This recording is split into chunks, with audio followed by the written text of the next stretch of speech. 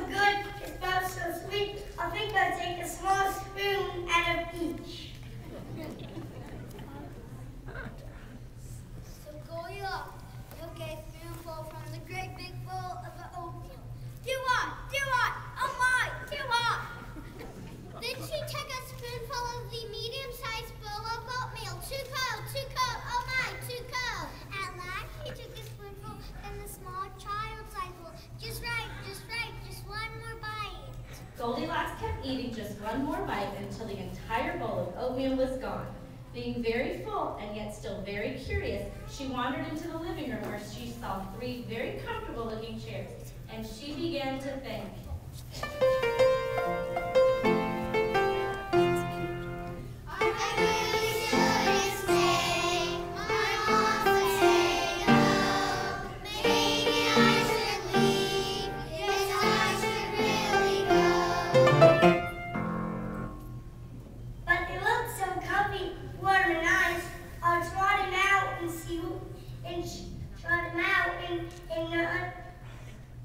Not think twice.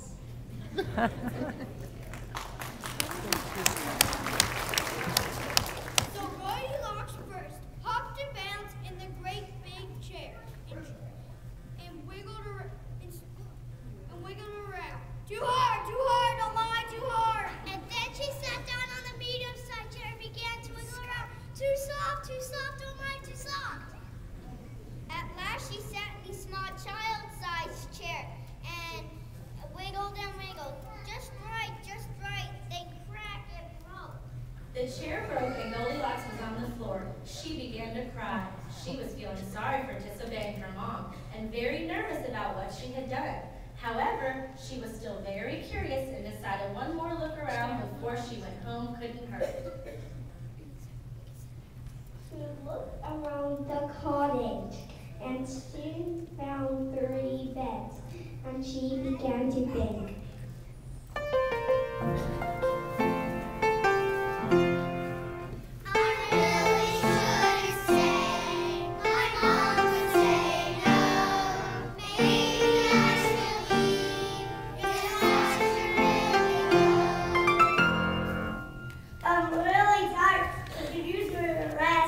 I'll try them out and see which one is best. So Goldilocks first hopped and bounced on the great big bed, trying to snuggle in. Too wide, oh my, too wide. Then she hopped and bounced on a medium-sized bed and tried to snuggle in. Too narrow, oh my, too narrow. At last she hopped and bounced on a small child-sized bed and snuggled down and began to yawn. That's right. Shh, sleep tight. Goldilocks had fallen fast asleep and never heard the bear family return from their walk. They came to the table to eat when Papa Bear said in his great big voice, "Someone's been eating from my great big bowl." Then Mama Bear said in her medium-sized voice, "Someone's been eating from my medium-sized bowl." And Baby Bear said in his small child-sized voice, "Someone's been eating from my small children-sized bowl until it was all gone." Being very curious and yet very hungry, the 3 bears wandered into the living room to have a look around. Papa Bear looked at his chair and said in his great big voice, "Someone's been sitting and looking at my great big chair." Mama Bear looked at her bed and said, Mama Bear looked at her chair and said in her medium-sized voice, "Someone's been sitting and wiggling in my medium-sized chair." and Baby Bear looking at Liz one sister said in a small child-sized voice, "Someone's been sitting and wiggling in my children-sized chair until it broke." The chair was broken and Baby Bear was sitting on the floor crying. Now Mama and Papa Bear were feeling very sorry for Baby Bear and were very nervous about what had happened while they were gone. However, being very curious, they decided to take one more look around. So they went upstairs where they looked at the 3 beds. Papa Bear looked at his bed and said in his great big voice, "Someone's been humming and bouncing on that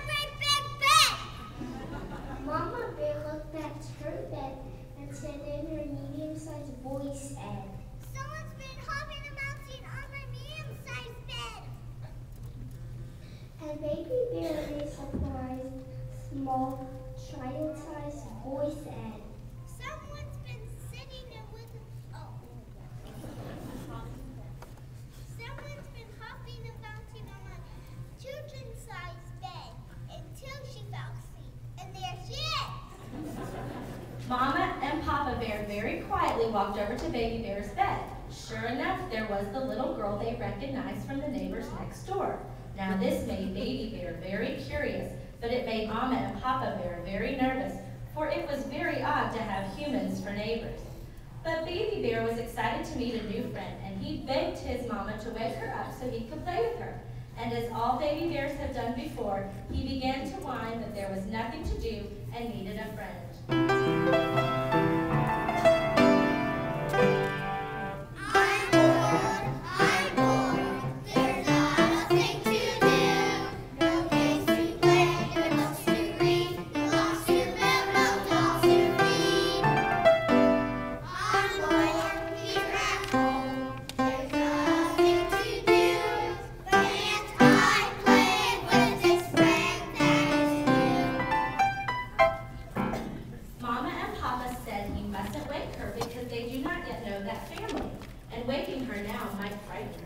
Mama and Papa decided to go next door to find the little girl's mother. Just then, a knock at the door woke Goldilocks. Seeing the bear standing around the bed, she was so scared she ran down the steps and opened the door to run away.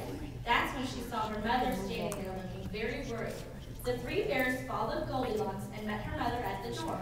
Goldilocks apologized for disobeying her mother and for entering and disturbing the bear family's home. I really shouldn't say, my mama said no.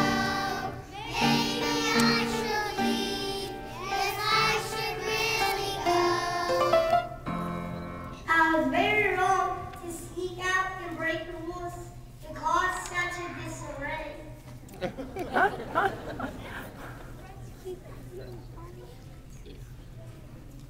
Goldilocks and her mother went home. Later that day after, Baby Bear had a bowl of oatmeal on the table. Goldilocks and her mother went home.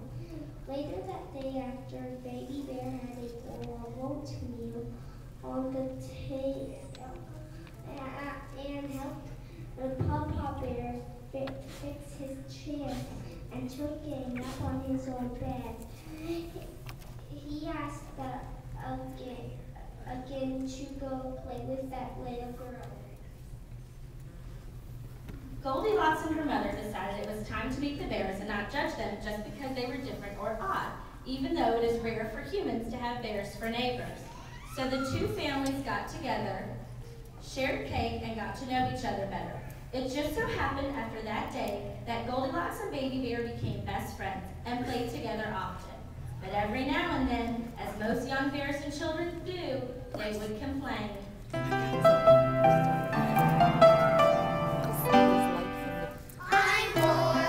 I'm bored, there's nothing to do, no games to play, no books to read, no clocks to build, no dolls to feed. I'm bored here at home, there's nothing to do, and look over there,